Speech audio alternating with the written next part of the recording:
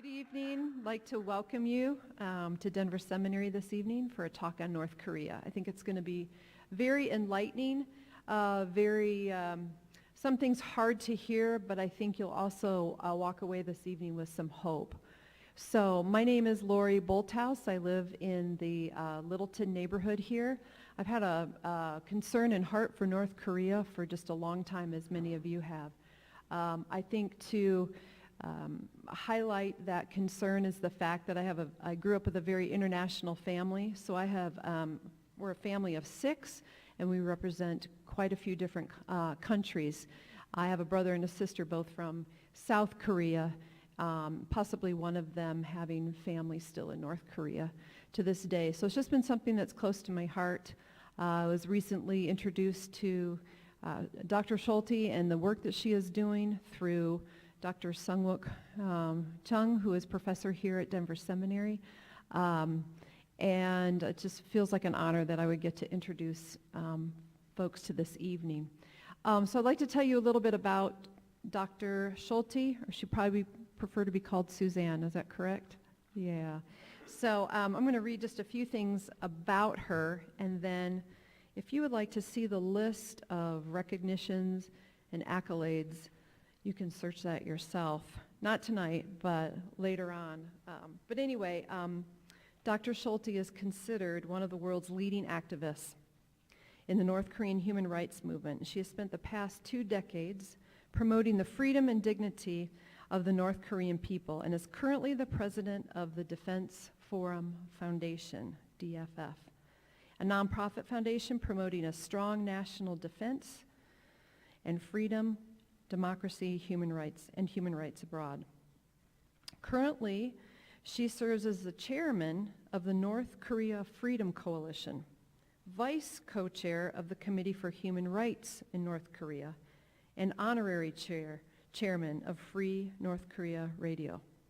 I hope you can keep all that straight. Well, that's beautiful. She has testified before the United States Congress, United Nations, and is a frequent speaker at international conferences. I also wanted you to know just a few things that have sparked her, because it's one thing to know people at sort of that intellectual level, but I asked her, kind of hard, how did this start? So I think that this will give you a little bit, a window into her and our talk this evening. But I asked her, why did she get involved with North Korea? And these are her words from an email. It says, I was hosting defectors from totalitarian regimes, such as China, Soviet Union, and Cuba. Because as the incoming president of the Defense Forum Foundation, I knew that every nation that was a threat to the U.S. was also a threat to their own people. So I should not just focus on defense policy, but also on human rights issues and hear the reasons why these people turned against their homeland and defected.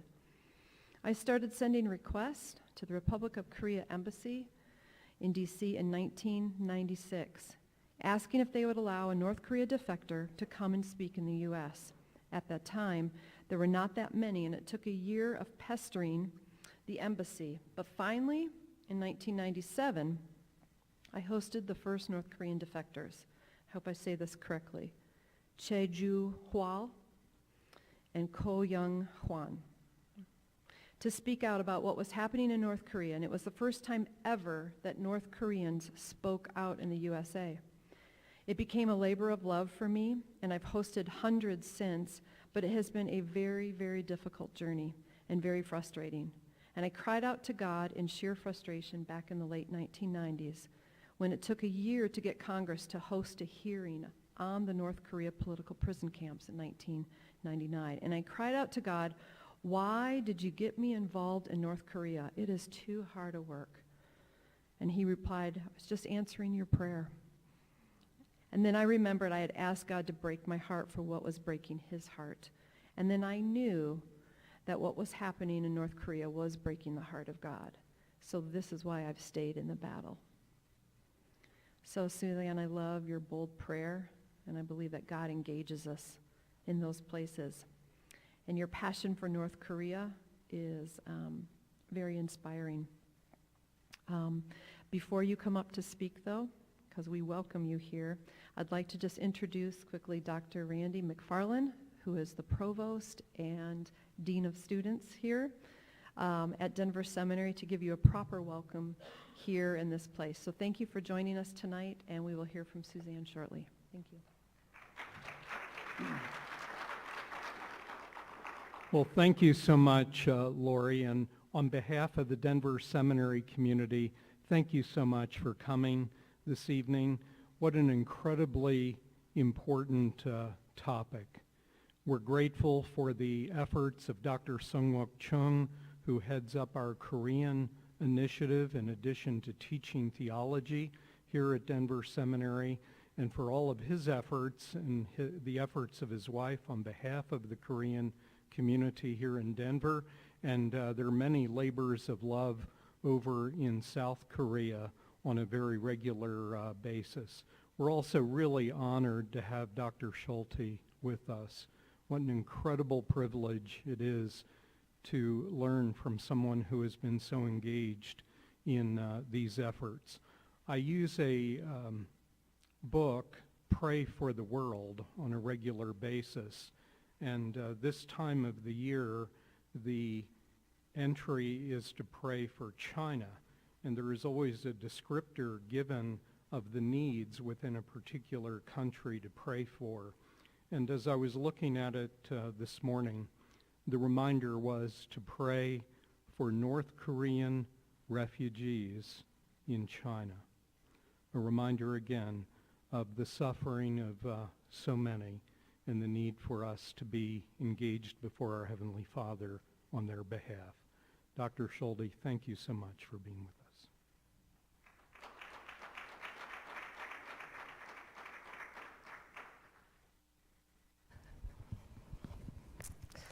Well, thank you all. I'm going to move this out. Right? Good? Okay. Thank you all so much for being here tonight, and I am really humbled by that introduction, and really appreciative of Professor Sungwook Chung and Lori Bolthouse for inviting me to be with you, and it's really an honor to be here. And I see some friends in the audience. There's a gentleman here who's a pastor whose daughter was my intern a couple of summers ago. And there's also a woman here who started my prayer team back in 2006 that has been faithfully praying with me every week. Another reason why I've been able to keep on with this work. But for tonight, I have so much I want to share with you, and it's so timely with what happened with the Olympics, but also with the talks of these upcoming summits. But what I'm going to do is I'm going to focus on three main themes. First of all, why I've claimed that North Korea is the worst human rights tragedy occurring in the world today. What sets North Korea apart from other tragedies that are happening around the world? Then second, what are the changes that have occurred that should give us hope? And some of these things you may not be aware of because they're not the kind of things that are getting reported, but there's incredible things that have happened. There's incredible changes that have happened in North Korea. And then the third thing I want to focus on is, what should we be doing? What should we be doing in light of the changes in what's happening in North Korea? So first I want to put Korea in perspective. The divide between South and North Korea is part of a global conflict that's happening all over the world between the fundamental meaning of humanity. What is the value of human life? On the one side, you have people who believe that we're born with God-given rights, that every person has value and dignity simply by being born. And everyone has the right to pursue their dreams simply because they're human beings. On the other side of this global battle, you have people who have no regard for human life. They see human life as something meant to serve an ideology, a regime, or even a person. There's no dignity or worth in mankind, and certainly in this side of this battle, there's most assuredly no dignity or worth in womankind or childhood. In ideologies which describe this latter view, you see, for example, a young girl like Malala, who was shot in Pakistan when she was only 14 years old because she thought that girls should be able to go to school. In regimes which ascribe to this latter view, you see children and grandmothers being used as suicide bombers, as has happened in Iraq. We've seen what's happened in the past 4 or 5 years with the desperate families fleeing ISIS, which epitomizes an ideology with no regard for human life or dignity. When we see the atrocities that ISIS has committed, causing so many people to flee their homelands and become refugees, especially in Europe. Whether it's radical Islam and ideologies like ISIS, whether it's communism, Nazism, or Kim Jong-unism, as we have in North Korea, all of these ideologies have a very common theme, that individual life has little value or meaning. The Korean Peninsula is a vivid illustration of this worldwide conflict.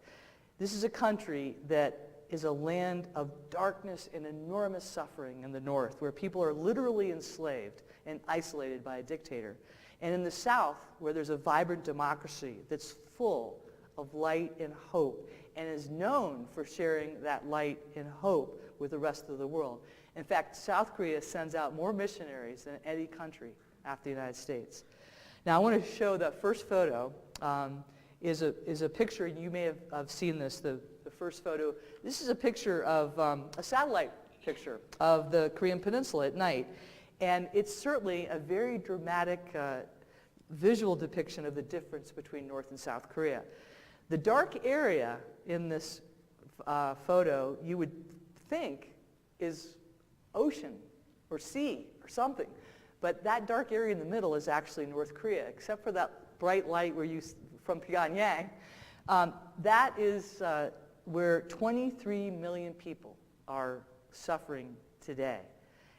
These are the same people on that peninsula between North and South Korea. They are the same people. And yet, the circumstances facing the people of Korea couldn't be more dramatically different between the North and the South. So there are reasons why I've claimed that North Korea is the world's worst human rights tragedy. First of all, North Korea is the only country in the world where the citizens do not enjoy a single human right. It is a tragic irony that the Universal Declaration of Human Rights was passed in 1948 by the UN in reaction to the atrocities that Nazi Germany and Imperial Japan had committed during World War II. 1948 is also the same year that Kim Il-sung came to power in North Korea, and he ensured that North Koreans would not enjoy a single one of the human rights enshrined in the Universal Declaration of Human Rights. For example, North Koreans don't have the right to live where they want to live, to go to school where they want to go to school. They can't choose their professions. They can't even choose their own spouses. They don't have freedom of travel, freedom of movement, freedom of expression, or even access to information beyond the regime's propaganda. All aspects of their lives are tightly controlled. Listening to a foreign radio broadcast, for example, can result in you and your entire family being sent to a political prison camp. Any sign of discontent, you and your family can end up in a prison camp. One of the first defectors I hosted in the United States back in the 1990s was a young man named Kang Chal-hwan. Kang Chal-hwan was sent to a political prison camp when he was 8 years old because his grandfather had complained about the regime. That's another unique aspect of North Korea. It's political prison camps. North Korea is the only country in the world where children can be sent to political prison camps and where children can be born there and live their entire lives there. All communist systems must have political prison camps, and so of course Kim Il-sung established them in North Korea when he founded the regime there. Millions of people have died in these camps. Hundreds of thousands of men, women, and children are suffering in these camps today. Now, like other communist dictatorships, North Korea regime literally works to keep the people of North Korea in the dark, cut off from any outside information. They're brainwashed from youth to idealize their dictator and to hate Americans. In fact, one of the first defectors I hosted that Lori mentioned, Ko Young-hwan, he was a diplomat for the North Korea regime. He said this is how he learned math in second grade. This is a math problem. Our brave soldiers have destroyed with grenades two tanks of the imperialist Americans. We destroyed another 4 tanks with some other weapons. How many total of these imperialist tanks have we destroyed? That's how they learn math in North Korea, in this hate-filled invective in their math problems. Ko explained that the ability of the Kim regime to maintain power is summarized in 4 areas. Number 1 is the indoctrination campaign. Number 2 is the political repression. Number 3 is the human rights violations. And number 4 is the isolation from the outside world. Now, these aspects of North Korea's dictatorship helped contribute to something that has never happened in modern history. North Korea is the only country in modern history to have faced massive starvation while in the absence of war. At least 3 million North Koreans died of starvation because of the famine. That has never happened in modern history in an industrialized nation to have millions of its citizens starve to death. The starvation was caused by the regime and by the regime's policies, including using food aid as a weapon against the people of North Korea. I want to tell you the story of a North Korean defector named Lee Min-bak. Lee Min-bak was an agricultural specialist in North Korea, and he was devoted to the Kim Jong-il regime. He traveled around the country, and he realized that the farm output from private farms was outperforming the farm output from collectivized farms. So he put together this great report about how North Korea, if it introduced these agricultural reforms, could save itself from starvation. So he very excitedly put this report together with all of his findings, turned it into his superiors. After he turned in the report, he was contacted by those in authorities asking him to come in for a meeting. He was very excited. He was figuring he was going to get a Kim Jong-il pin and get rewarded for this amazing report. But his friend called him ahead of time and said, "Get out of the country. You're about to get arrested. You're going to be sent to a political prison camp for questioning the dear leader's policies." Fortunately, Lee Min-bak listened to that. He fled the country. He now lives in South Korea. Now, during the North Korea famine, there was enough humanitarian aid sent by the international community that no one needed to starve. And yet, the Kim regime intentionally allowed millions of its own citizens to starve. This starvation was directly triggered by another method of control, which makes North Korea unique: the Sungbum classification system. This is almost like a caste-like system. It ranks every citizen based on their loyalty to the regime and determines the food you'll receive, the school you may attend, the type of employment you may pursue, even where you will live. There are 3 major categories: loyal, wavering, hostile. And then there's 50 subcategories. The highest people on the classification system are the elites. They are considered the most loyal to the regime, and they are the ones that are allowed to live in Pyongyang, in the capital city. They're also the ones that control all the major positions throughout North Korea. Some areas of North Korea that were determined not to be loyal to the regime, in particular, North Hamgyong province was considered wavering or hostile, was completely cut off from humanitarian aid during the famine. And that's where most of the starvation occurred in North Korea. And what that led to is another tragedy for North Koreans: refugees. Starvation led North Koreans to cross the border into China to try to find food for their families. In the early days of the famine, the regime actually, through its government propaganda, tried to warn the people in North Korea, don't go to China. China is in the middle of a civil war. And things may be hard here in North Korea, but it's worse in China. But people in North Korea were faced with a horrible choice: starve to death in North Korea or take their chances in China. North Koreans started to cross the border in the 1990s. One North Korean doctor, who was one of the elites, Dr. Kim Jae-eun, tells the story of what happened to her when she crossed the border. She says what she discovered in China shocked her. One of the first things she saw was a farmhouse with a bowl of rice with meat just sitting on the ground outside the door. She was shocked when she realized this was food for a dog. And she concluded the dogs in China eat better than the doctors in North Korea. She's an example of some of the people that started to cross the border. And soon, those who crossed the border started to spread word back in North Korea. Not only did China have electricity, cars, prosperity, way beyond anything they could imagine, but most importantly, China had food, and plenty of it. And soon there were hundreds of thousands of North Koreans that were crossing the border.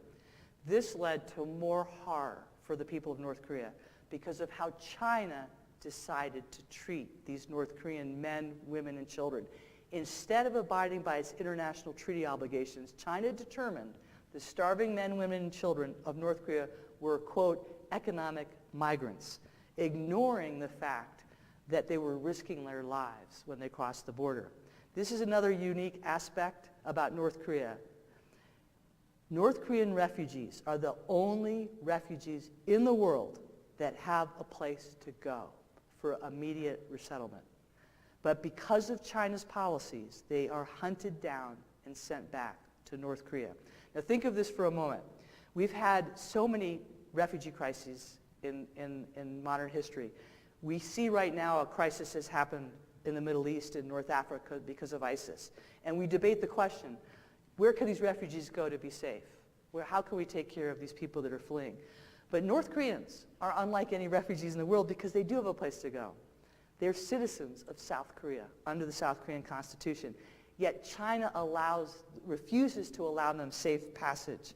Instead, they hunt down these refugees, knowing that if they force them back to North Korea, which is what they're doing all the time, those refugees 100% will be tortured. 100% will be put in detention and in some cases executed for the crime of leaving the country. Because as I mentioned, North Koreans don't have the right to travel. The situation facing North Koreans today, refugees today, is worse than ever before since Kim Jong-un became the dictator, because he enacted a very strong crackdown on the refugees that are trying to escape. And because Kim Jong-un fears the North Korean people more than anything, because they're the ones that are educating us, telling us the truth about what's happening in North Korea. Just last summer, a family of 5 committed suicide rather than face repatriation to North Korea. In this particular story, we were able to get information about this. This is happening all the time, but this is just one example. This is a mother, a father, 3 children. The father had been a member of the North Korean Workers' Party.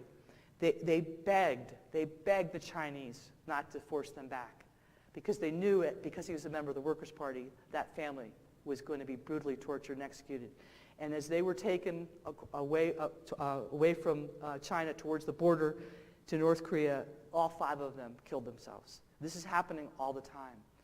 80% of North Korean refugees that cross into China carry poison because they'd rather die from suicide than face repatriation back to North Korea.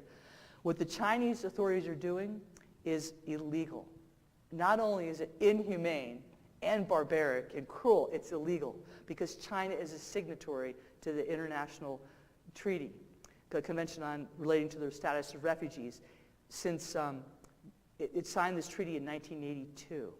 It's the 1951 Convention relating to the status of refugees in the 1967 Protocol. This particular international agreement says that any country cannot force somebody back against their will, where they will face torture, have a well-founded fear of persecution. So consider this. The Chinese government refuses to allow the UN High Commissioner for Refugees any access to these refugees, but instead gives free rein to the North Koreans to hunt them down. It allows the North Korea's Ministry of State Security agents to free rein in China, but won't allow the UNHCR any access to these refugees. Now, contributing to this problem is another horrible thing that is unique to what's happening to North Koreans. You may know that China has had a one-child policy in their country, which has led to a shortage of women. China needs women. So you have a country where it's the women that are trying to feed their starving families, and neighboring a country where there's a shortage of women, and this has led to more tragedy for the North Korean people. 80%, it may be as high as 90%, of North Korean women end up getting sold right after they cross the border when they get to China. They're sold to Chinese men, they're sold into prostitution, or they're sold into internet to do internet pornography. This has created one of the most dangerous borders in the world between China and North Korea, and no one is reporting about this. The last reporters that tried to get this out about the selling of North Korean women were Laura Ling and Anna Lee, and you may remember the story from 2009. Those 2 women, those 2 reporters were in China because they had actually recorded markets where North Korean women were sold. And what happened to them? They ended up in Pyongyang. And until former President Bill Clinton went to Pyongyang to get them out. Nobody's reporting about this horrible, horrible situation facing the North Korean women. And it's even dangerous for those that are trying to help them. There's a Chinese, even Chinese citizens, there's a Chinese pastor named Han Chung-rol who was murdered last year. And what was his crime? He was helping North Korean refugees. There's a South Korean deacon named Kim Won-ho, also killed because he was helping these refugees. Many of us believe that David Snedden, the college student from Utah, many of us believe that he was abducted by North Korean agents from North Korea. I actually believe that David Snedden is alive and well, living in Pyongyang and educating North Koreans in how to speak English.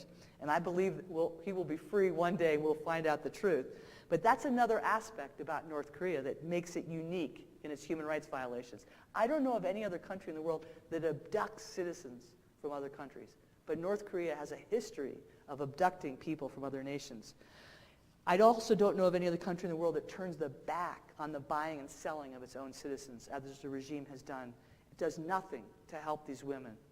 I want to show you a couple of pictures to illustrate the tragedy of this situation. First of all, the slide number 2.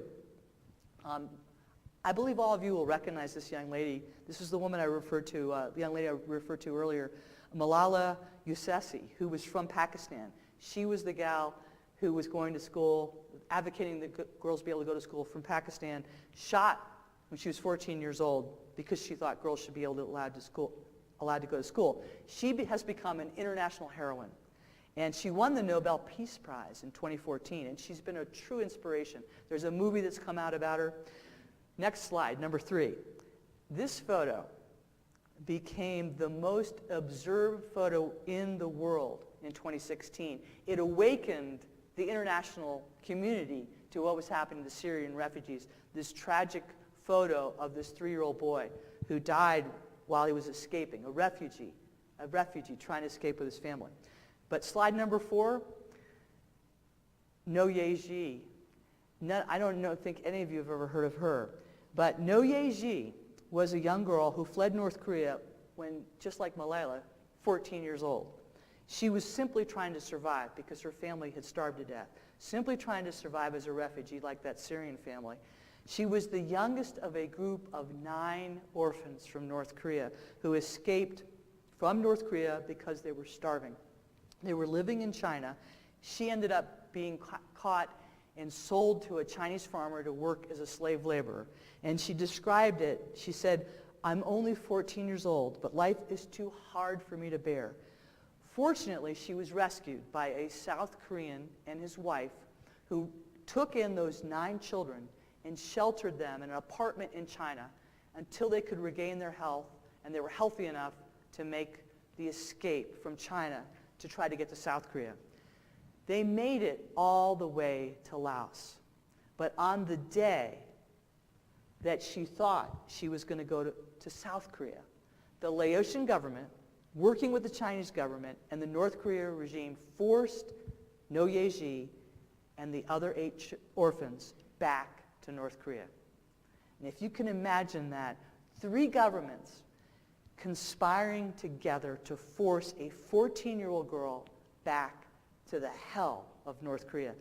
That's why I say North Korea is the worst tragedy that's happening. I don't know of any other place in the world, any other people that are being treated like that. And this is what's happening to the North Korean people every day. I've been stating for over 20 years that North Korea is the worst human rights tragedy occurring. Finally, in February 2014, the United Nations Commission of Inquiry concluded the same thing. They said, the gravity, scale, and nature of these violations reveal a state that does not have any parallel in the contemporary world. The UNCOI concluded that North Korea was committing crimes against humanity. For me, I'm so frustrated because this is happening now. And we vowed back after World War II that we would never sit by again after what happened to the Jewish people under the Nazis, that we would never stand by again and allow these kinds of things to happen. But this is the type of thing that's happening now. And we just saw in the news last week that during the South Korea-North Korea summit, South Korea has stated, they're not going to raise the human rights issues that are happening in North Korea.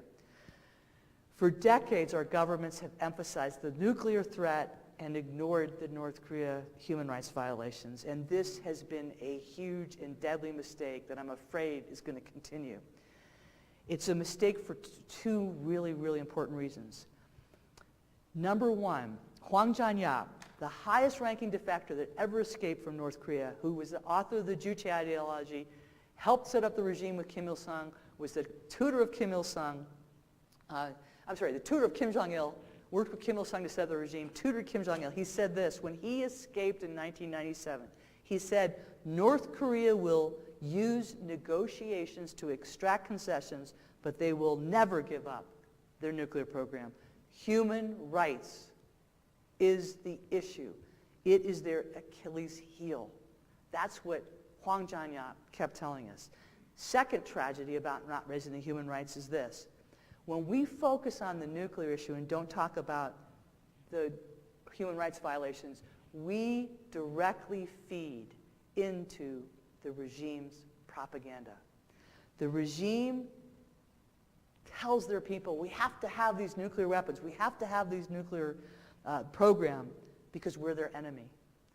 When we fail to raise our concerns about the suffering that's happening in North Korea, we feed into that lie, that propaganda that makes Kim Jong-un justify his nuclear weapons. Feeds into that propaganda that we are the Yankees imperialist wolves that want to destroy them, which is nothing could be further from the truth. Americans care very deeply about the people of North Korea, and you all know that. That's why you're here tonight. But when we don't talk about these things, when our governments don't talk about these things, when we don't raise these human rights violations, then we're feeding into the lies of the regime. Now, I want to give you an example of something that from the defectors, so that you understand how the North Korean defectors think. Because when they discover the truth, it is amazing what they stand for when they discover the truth. I want to give you an example of this. Every year we have an event called North Korea Freedom Week. And this is where we host a whole bunch of North Korean defectors to bear witness on what's happening in North Korea. And we begin this particular event at the Korean War Memorial. We have North Korean defectors that are affiliated with the North Korea People's Liberation Front. These are all North Korean defectors who served in the military in North Korea. And they created this organization called the North Korea People's Liberation Front. They go to the Korean War Memorial and they lay a wreath at that memorial to honor the Americans and others who died to help South Korea be free. And they pledged their lives to honor their sacrifice to help North Korea be free. And if you can imagine that, these are the same people that were raised on those math questions to hate the Americans. And then they realize, no, it's the Americans that gave South Korea their freedom. This is how we begin every North Korea Freedom Week, which we do every April. And we're getting ready to have it at the end of this month. Now, I want to give you, that's why I think North Korea is the worst human rights tragedy. But now I want to talk to you about what are some of the changes that have happened that should give us hope. Kim Jong-un's North Korea, for beginners, is not the North Korea of Kim Il-sung and Kim Jong-il, because there have been dramatic changes that have been brought about because of the people of North Korea. First of all, there's been an unprecedented information explosion in North Korea. That's as a result of the people crossing the border. Information has been flowing back in. Part of the ability for the regime to maintain power is to brainwash its citizens and cut them off from any outside information. As I mentioned before, they're taught to hate Americans. They're taught that, get this, South Korea is way behind North Korea economically and is occupied by America. They start to learn the truth about what's happening in South Korea. They've learned a lot about South Korea through watching watching DVDs and USBs of soap operas from South Korea. All of this information is started to come into North Korea, and I call it an information explosion because they're being introduced to all these things from watching these USBs and DVDs and CD. Well, actually, it first started out as the VCRs. Where did all the VCRs go? Any of you ever remember VCRs? Some savvy Chinese businessmen dumped them on the North Korean market. Well, now they've gone and they've advanced to having DVDs and these no-tells, which are these small computers where they can watch. They take DVDs, SD cards, and USBs. And all of this information is getting smuggled in across the border. So North Koreans are learning so much more about the outside world. They're also listening to foreign radio broadcasts, which is one of the things I'm very passionate about, and I'll talk about that in a minute. But they're watching Western movies. And I learned from some of the defectors, and this has been a repeated story from many defectors, that the Western movie, The Titanic, became a sensation in North Korea. It became so widely watched in North Korea that the regime felt that it had to respond to this film. The North Koreans I talked to that saw this movie were just totally blown away by it because it showed somebody sacrificing themselves out of love. This was a complete revolution to them. They had no idea of this concept of sacrificially caring and sacrificing for someone else. Not out of obligation, not out of brainwashing to the Kim Jong-un regime, but out of love, out of caring for someone else. It was such a powerful film and so revolutionary in North Korea. This is what the regime came up with to try to respond to so many of their citizens watching this movie. They announced that the Titanic was not so much a love story, but actually it was a film depicting the failure of capitalism, because the great ship Titanic, symbolizing capitalism, sunk on the same day as Kim Il-sung's birthday, April 15th, 1912. Now, I don't know what propaganda officer came up with that, but it was brilliant.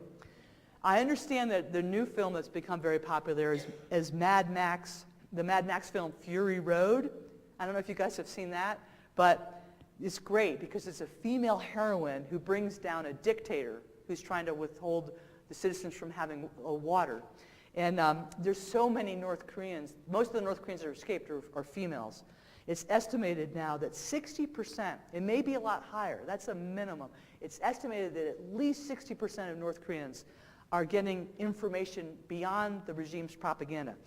So the ability for the regime to cut people off is no longer possible. The flow of information is undermining the order there. Half a century of propaganda for the North Korea regime telling people they lived in a great paradise is being swept away. And this is very significant. Another thing that's happened is the public distribution system. The public distribution system has completely broke down during the famine.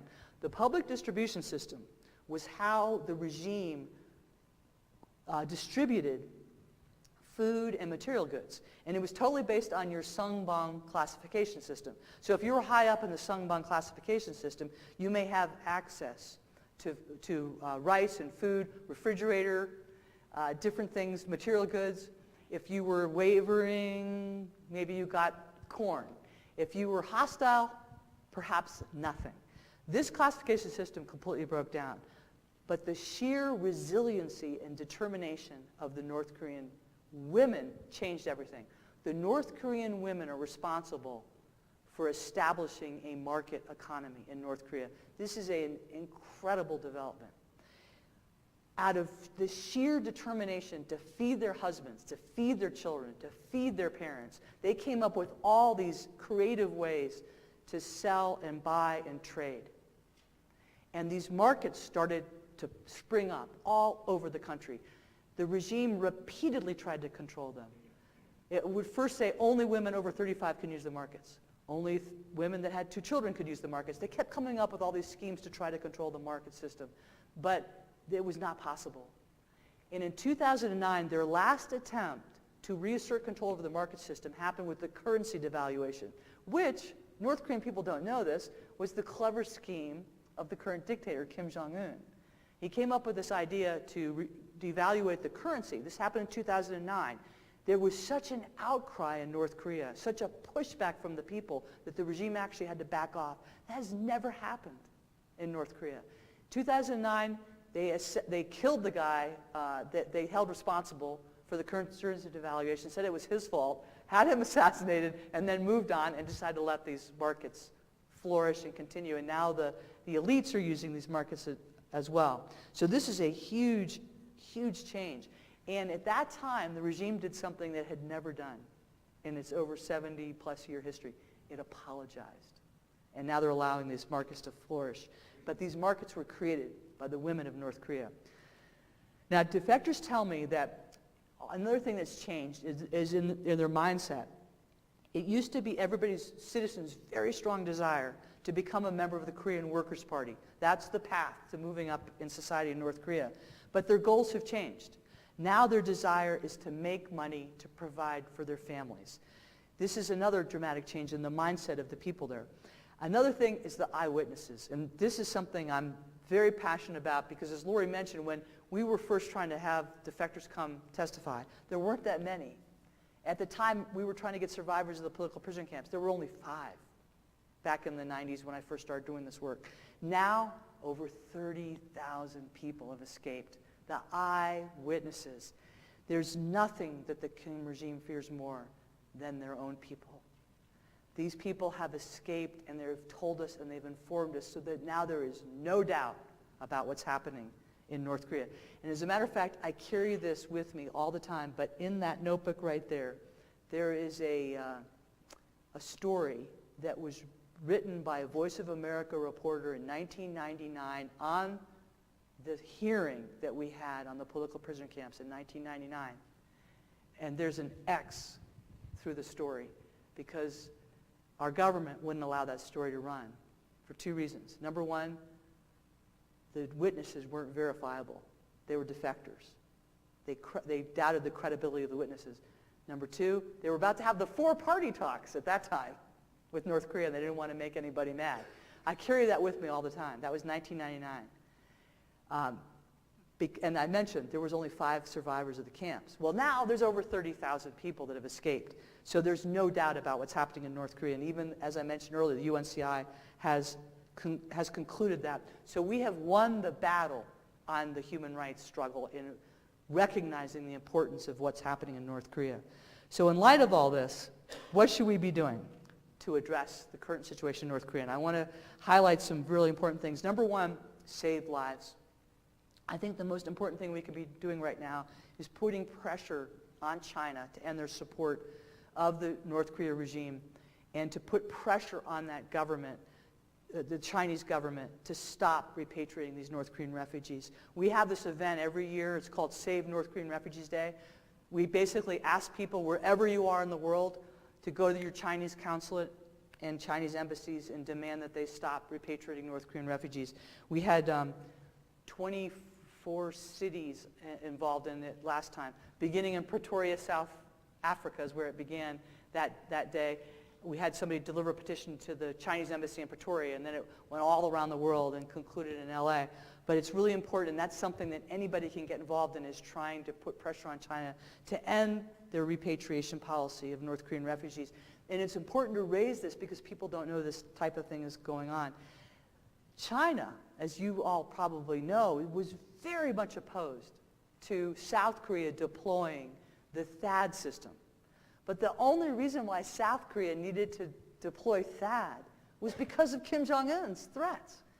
And so it's in China's best interest to work with South Korea and not continue to support the North Korea regime. Many Chinese scholars and intellectuals are starting to say these things, starting to speak out about this. But this is something that we have to, the first priority has got to be to pressure China on these refugees. Second thing is never again sideline human rights concerns. That has been the biggest failure of our government and the South Korean government, and I fear it's going to happen again. But we should never sideline human rights issues. I would almost contend that the human rights issue is even more important than the nuclear issue. Because during all these talks, whether it was the 4-party talks or the 6-party talks or the Green Framework, millions of North Koreans have died, and we've done nothing to address that. It's especially important right now not to lose sight of the people of North Korea. And right now there's a legislation before the Congress. The North Korea Human Rights Act is up for reauthorization. That's another thing. We've got to pass that, reauthorize that legislation. Third thing is we should never again fund this regime. And we should ensure that aid is monitored to the point of consumption. I am a big believer in humanitarian aid. I actually called for bombarding North Korea with humanitarian aid back during the famine. But we have to be sure that we're there to see it consumed. We have to monitor it to the point of consumption. Because one of the things that Cheju Hall said when he came, the defector that Lori talked about, Cheju Hall said this: when the trucks arrived in the villages to deliver the aid, they would go to the different families and they would deliver the rice, and they would sign the family would sign the paper, and then the humanitarian trucks would pull out, and then the North Korean military trucks would come in, and they would take all of that rice back. And that's why I say I'm all for humanitarian aid, but we have to monitor it to the point of consumption. Otherwise, all we're doing is feeding Kim Jong-un. And if you've seen pictures of him lately, he doesn't need any more food. So the other thing we need to do, number 4, is we've got to stop the practice of slave laborers. There are North Koreans, hundreds of thousands of North Koreans, being used as slave laborers all over the world, at least 45 countries, even the European Union, even in Poland and the Gdansk shipyards where Solidarity started. They have found North Korean slave laborers working. These are people that are set abroad who live in abysmal conditions, whose pay goes to the regime. It's particularly happening in China. I understand after the China, somebody just told me this, after the China visit by Kim Jong-un, hundreds of North Koreans were sent to work in China again. A lot of restaurant workers there. Siberia, in Russia, who were the people that are working in the lumber mills in terrible conditions?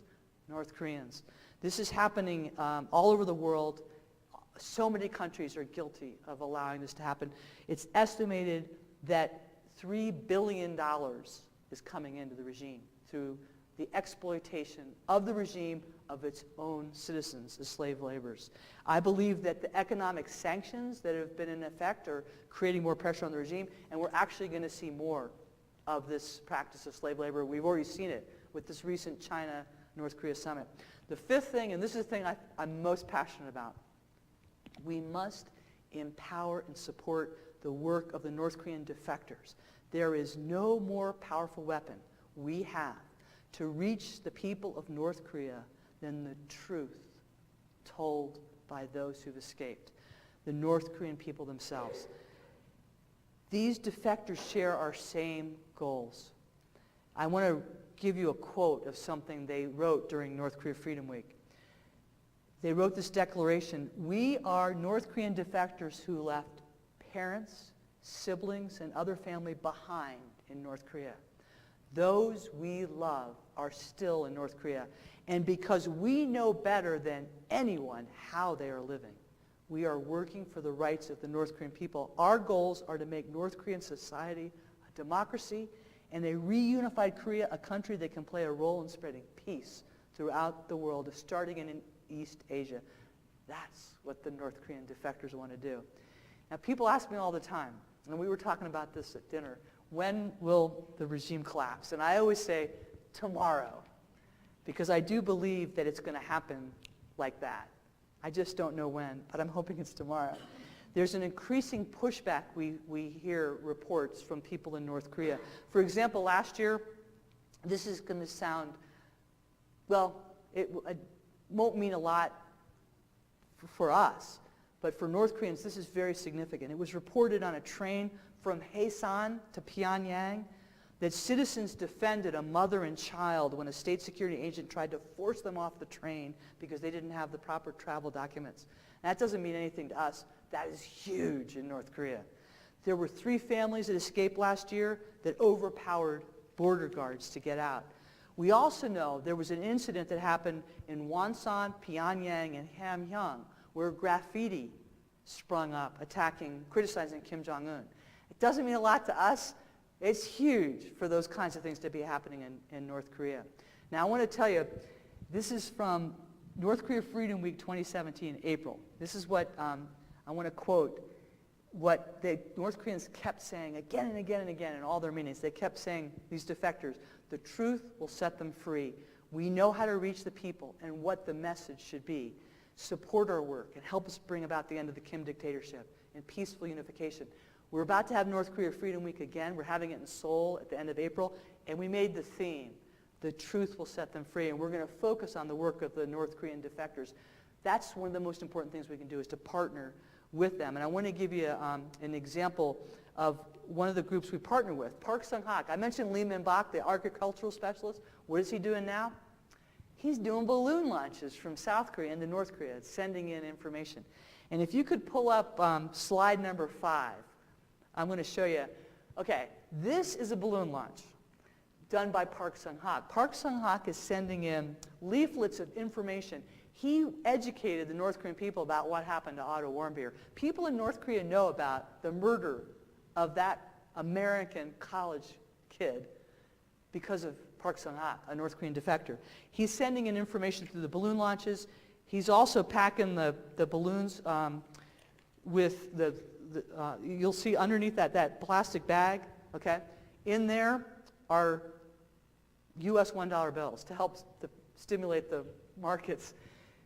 The U.S. dollar is real strong in the North Korean markets. But these balloon launches will include leaflets of information. For example, one time we sent in parts of the Universal Declaration of Human Rights saying, guess what? You actually have the freedom of movement. Everyone in the world has the freedom of movement. But just educating them. It's really important also to reach out to the military people. Everybody in North Korea, men have to serve 10 years, women have to serve 7 years in the military unless you're elite and can get exempt. So most North Koreans have served in the military. There's a group that's called the North Korea People's Liberation Front that was formed. They're smuggling in USBs, radios, the no-tells I was describing, getting batteries in, shortwave radios in. They're doing this through the border. They have so many connections inside from serving in the military. And they're also educating the North Korean military about what happened in Romania and what happened in Egypt when the military sided with the people against the dictator. They're also getting stuff out. They just brought to me beginning of this year, the manual that the teachers are required to use in all the schools to brainwash the students about Kim Jong-un. It's this incredibly thick document. And if you read it, it's Kim Jong-un learned how to drive when he was 3 years old. Kim Jong-un fired a tank and hit all the shots, hit all the targets when he was 10 years old. He gave an incredible party lecture. He actually raced in a yachting race when he was in his teens and beat the champion of the world in yachting. All this incredible propaganda, but all the stories are vividly told with eyewitness accounts. And this is the textbook that the teachers are required to use to indoctrinate the children today in North Korea. So the defectors are smuggling all this information out as well. They got out I don't know if you saw this in the news several years ago, the North Korean defectors these are the ones from Free North Korea Radio, they got out the complete Pyongyang phone directory, the listing of everybody, all the residents of Pyongyang. So they're getting information out and they're getting information in. And I want to tell you a little bit about one of the things I'm very much involved in, which is Free North Korea Radio. Free North Korea Radio is a defector-based radio station broadcasting. It's based in South Korea, broadcasting every day into North Korea. It's the most targeted for jamming by the regime, which is a very strong indicator of how effective it is. Now, you may recall the story of something that happened August 2015. This was during a heightened escalation between North and South Korea. There were landmines that were planted at the DMZ at that time that severely maimed 2 South Korean soldiers. And the tension between North Korea and South Korea is very high. In response to this provocation, South Korea turned the loudspeakers back on at the DMZ. Now, these are loudspeakers that broadcast over the DMZ from South Korea into North Korea. They had been silenced since the Sunshine Policy, but the Park administration turned those loudspeakers back on. Interesting. For 3 days, they played K-pop music and normal news programming from South Korea. But on the 4th day, They took our programs, without our permission I might add, from Free North Korea Radio. And they started broadcasting the Free North Korea Radio program, which included the declaration the North Korean defectors had made during North Korea Freedom Week, which I'd read a portion of earlier. Immediately, the North Koreans demanded to return to the negotiating table after that fourth day. If you'll look at the record, when North and South Korea met right after that, the North Koreans did not ask for a peace treaty, which they're always asking for. They didn't ask for the end of South Korean U.S. military exercises, which they're always asking for. They only asked for one thing: turn off the loudspeakers. I confirmed with South Korean government after that it was because they were playing Free North Korea's programs. North Koreans, the North Korea regime could not have their soldiers at the DMZ and the citizens listening near the DMZ listening to the voices of their own people. There's nothing more powerful than people, North Koreans living in freedom, reaching out to those living in enslavement in North Korea. And this is something that is so important, is to let the people of North Korea know that the United States is not their enemy. And in fact, what we desire is to have the same relationship with North Korea that we had with South Korea. That North Korea would have the same freedoms and human rights that South Koreans and North Koreans have. That it's because of that friendship and because of those freedoms that South Korea is now the 11th largest economy in the world. That's what we need to be broadcasting and telling the people in North Korea. Now I want to share with you one of the things that we started doing for Free North Korea Radio. To help them understand what Americans are really like, we developed some programming for them. One program is called Coming to America. We simply interviewed North Korean defectors that have either come here to resettle or maybe just come here to visit. We interview them. Why did you leave North Korea? What were the experiences you had? And they tell their stories. And this has become a very popular program. We only interview North Koreans that came here as adults, because we don't interview like somebody maybe came here at 2 years old, because they won't have the North Korean dialect, because we want North Koreans to know this is truth. This is truth. But one of the things we did that has been just had an amazing response, we went to members of Congress, Democrats and Republicans, and we said, what would you say to the people of North Korea for the New Year, for Seollal, the Korean New Year? We started this program several years ago. We do it for the Korean New Year. We do it for August 15th, which is the Liberation Day, which is when when Korea was liberated from Japan. It's a holiday celebration that North and South share, August 15th. And we started broadcasting this message. We've been doing it for several years. And amazing thing happened during North Korea Freedom Week last April. If you could pull up slide 6. This does not quite do justice to this picture, but this is portraits. These are pictures of portraits that were made, hand-woven silk. They absolutely shimmer. They're the most beautiful artwork I've ever seen. They were of, I don't know if you recognize these guys, Ed Royce, Chris Smith, Ted Cruz. Congressman Royce from California, Congressman Smith from New Jersey, Ted Cruz ran for president, senator from Texas. What do they all have in common? They've been participating in this program, sending us messages that we broadcast in North Korea. So this artwork, these portraits are like this size. They came smuggled out from North Korea with this message. Here's artwork for the American politicians who delivered the messages. My brother and I spent 3 months making these portraits late into the night. Please send them to the politicians. Please tell them there are some people in a dark place who still have hope. Now, those 2 brothers lived in Pyongyang. If they had been caught making those, they would have been executed.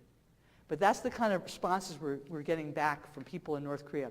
Now, I want to give you the latest news. We just did this in February, in Seollal, message for the New Year in February. We just got this report back in March I'm going to read, these are actual North Koreans responding to these messages. This is from a retired Korean Workers' Party member living in Haesan, North Korea. He said, the messages, They were more beautiful than any poetry, any phrase, and any love in the world. Please give my thanks to the U.S. members of Congress for not forgetting North Koreans who are under the brutal oppression of Kim Jong-un by sending these messages every year. Here's another one. This came from a man named O, who listened to the messages. He said, I heard these for the first time. I've always been told Americans are bastards. But this is my first time encountering the love of Americans for North Koreans through the radio, which still made me a little bit confused. But I felt like I had to record the messages. So I did, and I listened to them over and over again. So these are actual responses from people in North Korea to that program. So this is the kind of thing that I feel is so important in reaching out to people in North Korea with the truth, telling them the truth. Free North Korea Radio is an incredible partnership between the North Korean defectors who produce the broadcast in Seoul and Americans who support the shortwave transmission. And I want to tell you, we're always looking for partners. We're always looking for partners because we have to raise the funds every month to pay for the shortwave transmission. We have a church in Illinois that donates $50 a month. We have a church in South Carolina that contributes $200 a month. We have a Korean-American businesswoman in Florida who contributes $100 a month. And we try to spread the support around the USA. But that radio station is having an incredible impact.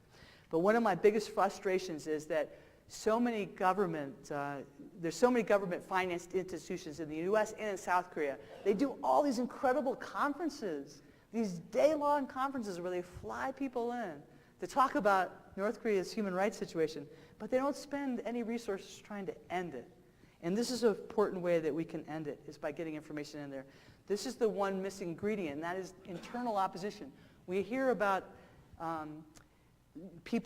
we hear about like some pushback, but there's really no organized internal opposition.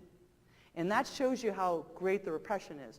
And I believe one of the reasons for that is that when the North Koreans set up the regime, they never allowed people to have any kind of civic society, or you can't have an alumni group in North Korea. You can't get together with your college friends, or you can't get together with fellow farmers. In other words, there's no way for people to organize. And you see in other times in totalitarian regimes where it was because people had the ability to meet and organize. They don't have that in North Korea. So that's what we're lacking, in a way to organize internal opposition. But that's why reaching out to people in North Korea, getting information is so important. I really believe we need to reach out to the elites, especially, as well as the average citizens. Because if you're an elite in North Korea, you have to wake up every morning knowing that your only choice is to serve that regime, or you could end up like Chang Song-tak, who spent his entire life devoted to the Kim family, and then one day got hauled off in front of everybody and brutally killed along with his family. That's got to be in their minds. So we need to reach out to people that are in power in the regime as well. I also want to mention the sanctions, another important thing. I think the sanctions are having an impact. This is something Republicans and Democrats, like, I'm here from the swamp. I live in Northern Virginia, right near Washington, D.C. And I can tell you this is one thing Republicans and Democrats are very united on, is this whole issue of North Korea and putting pressure on the regime. The sanctions is very, very important to be aggressive in enforcing the sanctions. And I'm pleased to report to you that one of the things that we were worried about with sanctions, always with sanctions, you worry, are you hurting the perpetrators of these crimes? Are you hurting the regime? Are you hurting the people? I'm pleased to report to you that what we're hearing from people in North Korea is not only are the sanctions not hurting the average citizens, they're actually helping the average citizens. Because there's certain things that were being exported out of North Korea that they're not having trouble exporting, so they're dumping them on their own markets. So people are having more access to like fish and mushrooms and things that they were exporting for profit for the regime. Another thing I think is really important is, I've been recommending this, I've been talking about this for some time. I believe South Korea really should establish some kind of a legal process, a tribunal to hold people accountable in the regime. This is another way to send a signal to people in power in the regime that they're going to be held accountable. I know the UNCLI has recommended that there be a referral of Kim Jong-un to the International Criminal Court. But we saw in Darfur, Bashir was prosecuted in the International Criminal Court. He's still in power. So I believe that we need to do more than that. I believe that we should start naming the names of people that are committing these atrocities. We've started to do that in the U.S. with the sanctions, sanctioning people in power. But I think we need to begin a legal process, and I think it's incumbent upon South Korea to do that, because North Koreans are citizens of South Korea under their constitution. So North Koreans that have been had crimes committed against them have legal standing. So I've been recommending this, and I'll tell you why I started to recommend this. It was back in 2009. I met this woman named Ko Mei-hwa. She was working for Free North Korea Radio, and I had the chance to visit with her, and I found out she escaped with her 14-year-old daughter, and another 14-year-old girl. And she told me that they got separated in China, and she was able to make it to South Korea, but her daughter, her 14-year-old daughter, was forced back to North Korea and beaten to death by a border guard. And when I heard that story, I was so horrified. I thought, how could any person beat a 14-year-old girl to death simply because she was trying to survive? And I thought, how do you stop that kind of cruelty? And I thought, you've got to tell that border guard. We know who you are. We know what you did. You're going to be held accountable. So maybe the next time a border guard or somebody in a position of authority in North Korea is confronted with having, with that kind of a situation, maybe they'll think twice before doing it. So that's why I've felt very strongly that they've got to start to hold people accountable now. So in closing, I want to show you a couple more slides. This slide number 7. This is a cartoon created by the North Korea regime. When we had North Korea Freedom Week for the first time in Seoul. We had North Korea Freedom Week year after year after year after year in Washington, D.C. We decided to move it to Seoul. The year we moved it to Seoul, the North Korea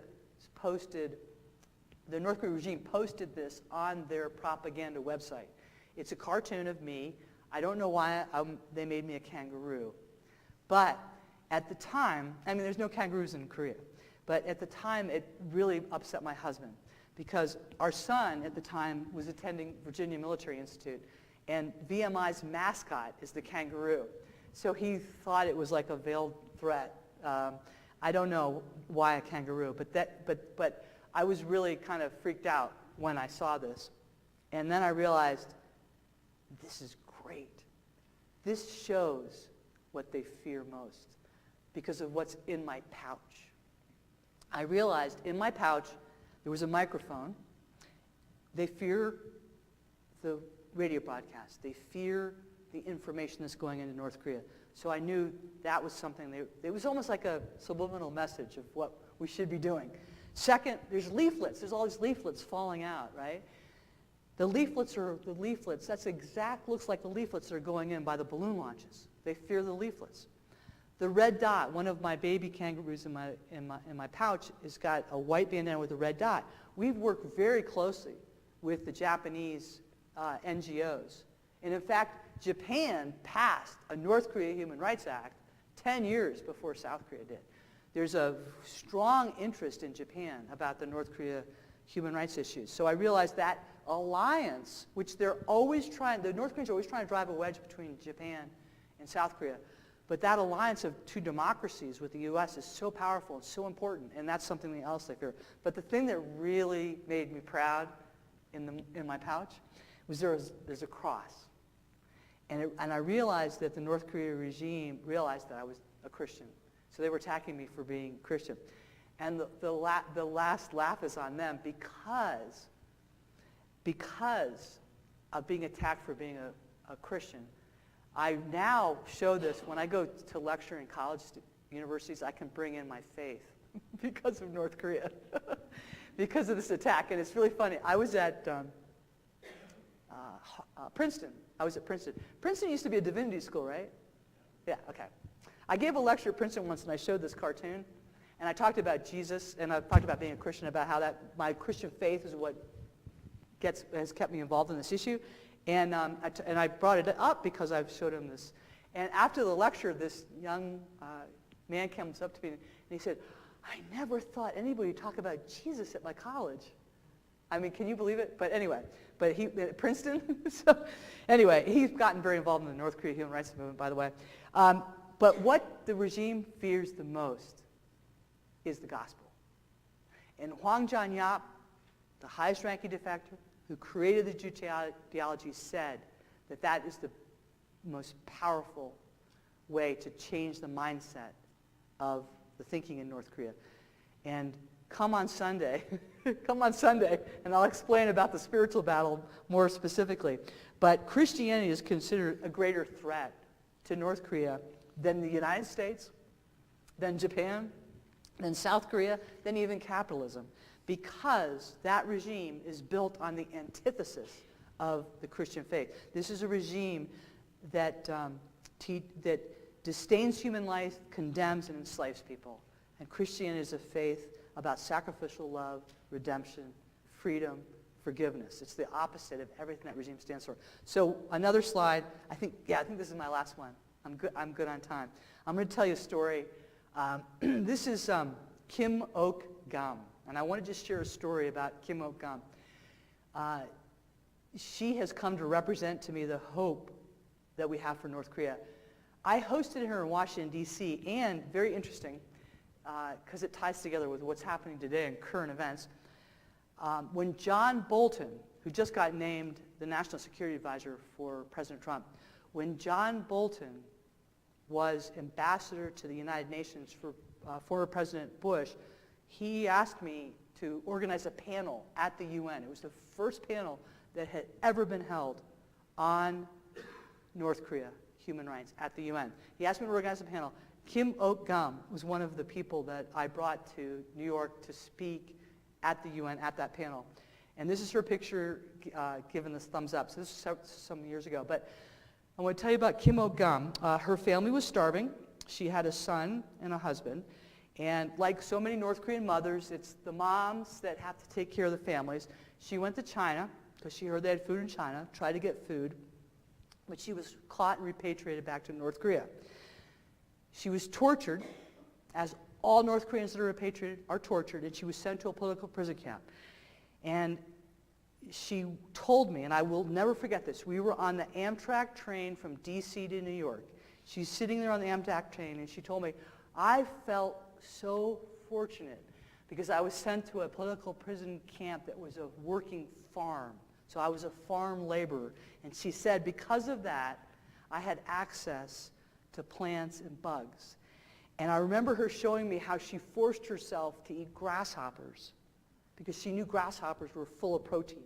She was so determined to survive that political prison camp so she could be reunited with her husband and her 10-year-old son. But when she was finally released from prison, she returned home only to find out that her son had died of starvation. And her husband had divorced her because he didn't want to have a wife who had the stigma of having been in a political prison camp. So she had no reason to stay in North Korea anymore. So she crossed the border again, and she was caught again and sent to a detention center in China. While in the detention center, she was in a cell with another North Korean mother who was crying uncontrollably. And Kim Ok-gam said, what's wrong? She said, I have a daughter. She's back in North Korea. If I don't get back to North Korea, my daughter's going to starve to death. My daughter's going to die. I don't know what's going to happen. Mrs. Kim helped that woman escape that detention center. And because of that, Mrs. Kim was brutally beaten by the Chinese police in that detention center, almost to the point where she lost the ability to walk. Fortunately, she was rescued by an American pastor from the state of Washington. Philip Buck found out about her and paid the ransom, bribes, whatever he needed to do to get her out of there. And eventually she made it to freedom in South Korea. She's actually living in Busan in South Korea. But I wanted to tell you that story because it illustrates something very powerful about humanity and about how we are born with dignity and humanity. And what's powerful about Mrs. Kim Il-gum is that she was raised to be a slave to that dictatorship, but she couldn't be stripped of her human dignity. And I mentioned that I'm a Christian, so it's incumbent upon me to help other people. That's what my faith tells me. But Kim Il-gum didn't know any of that. I mean, she was raised to be a slave to the Kim dictatorship, but she saw the suffering of another, and she put her own life at risk to rescue someone else. And I'm pleased to tell you that she is now a Christian. She's actually a deacon in her church in Busan. But to me, she represents the hope we have in the indomitable spirit of humanity, and that the North Korean people will be free. And so I want to just say in closing that I brought this book, which I will present to Professor Chung, but I brought 2 copies, one for your library. This is the book, The Accusation. It was smuggled out of the manuscript. Sorry, the manuscript was smuggled out of North Korea. It's written by a North Korean, and still there. He took the name Bandi, which is firefly, because he's the light shining out of the darkness of North Korea. We believe he's probably a Korean Workers' Party member, but this is real stories of what's happening in North Korea. And I want to just read the preface to you. That old man of Europe with his bristling beard claimed that capitalism is a pitch-black realm, while communism is a world of light. I, Bandi, of this so-called world of light, fated to shine only in a world of darkness, denounce in front of the whole world that light which is truly fathomless darkness, black as a moonless night at the year's end. So this manuscript was smuggled out and published in South Korea, and then published in the U.S. last year. We're getting copies out to everybody, but it's a wonderful series of stories about what's happening from the people of North Korea, that this man risked his life to tell all of you. So with that, I want to just, one last thing. If you're interested in becoming a partner, we would love to have you become a partner. Our website is www.defenseforumfoundation.org. North Korea Freedom Week is coming up at the end of April. April 28th, we're declaring an International Day of Prayer and Fasting for North Korea. Everybody can be part of North Korea Freedom Week by joining in that day of prayer and fasting for the freedom of the people of North Korea. So thank you very much for your time, and you're listening so intently. Thank you.